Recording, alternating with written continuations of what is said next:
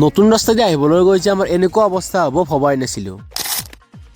তো hello' guys, স্বাগতম জনাইছো মোৰ আকৌ এটা নতুন মিনি ভ্লগলৈ। ভ্লগটো ষ্টাৰ্টিং হৈছিল ৰাতি 8:30 মান বজাত। আজিকালি মানে ৰাতি ৰাতি আমাৰ গাঁৱৰ নামঘৰটোত বেডমিণ্টন খেলা চলি থাকে। তো তাকে অলপমান পৰিচয় ৰাতি খেলা চাবৰ কাৰণে আহিলো। আজি বুলি নহয়, সদায় ইমান মান টাইমত খেলা চাবলৈ অহা যায়, কিন্তু সদায় ভিডিঅ' বনোৱাই নহয়। তো কিছু সময় ইয়াতে বহি খেলা চালো আৰু তাৰ পিছত ঘৰৰ ফালে ৰাওনা হলো। নেক্সট ডে ৰাতিপুৱা মই সদায় ডিউটিটো লৈ মানে টিউচন যাবলৈ। চ' তিনিটাই গাড়ীত উঠি ৰাওনা হলো টিউচনলৈ বুলি। কিছু সময় পিছতে টিউচনো আহি পালো। টিউচনটো কৰি উঠি গাড়ীখনক কিবা এটা খুৱাবৰ কাৰণে আহিলো আৰু গাড়ীখনক খুৱাই লৈ ভাবিলো কি নিজেও কিবা এটা খাই লৈ যাওঁ। তো বাহিৰে বাহিৰে হোটেল এখনত সোমাই পেটটোৰ ভিতৰত পৰঠাখন ভৰাই যাবলৈ আহিলো আকৌ ঘৰলৈ। কিন্তু ইমানতে ঘটিল আমাৰ অঘটন। নতুন ৰাস্তা পাই শ্বৰ্টকাট মাৰিবলৈ গৈ মানুহৰ ঘৰ এটাহে আহি পালো। তাৰ পিছত অলিগলিৰ মাজেৰে সোমাই ৰাস্তা বিচাৰি কিবা ৰাস্তাটো ওলাই আহিলো। বাৰু যিয়ে নহওক ঘৰলৈ আহি দেখিলো যে ঘৰত টাইলছৰ কিবা কাম চলি আছে। তো ময়ো আহি তাকে অলপ চোৱাত লাগিলো। ইয়াৰ পিছত চাইকেলখন লৈ অলপ পথৰ ফালে ওলাই আহিছিলো। তো আজি ভ্লগটো ইমানেই আছিল। ভিডিঅ' চাই বা কেনেবা কমেণ্ট এটা কৰি নিশ্চয় জনাব। যদি ভিডিঅ' চাই ভাল লাগিল লাইক এটা কৰি দিব, লগতে ফলো ছাবস্ক্ৰাইবটো কৰি ৰাখিব। তো আজিৰ কাৰণে ইমানেই আছিল।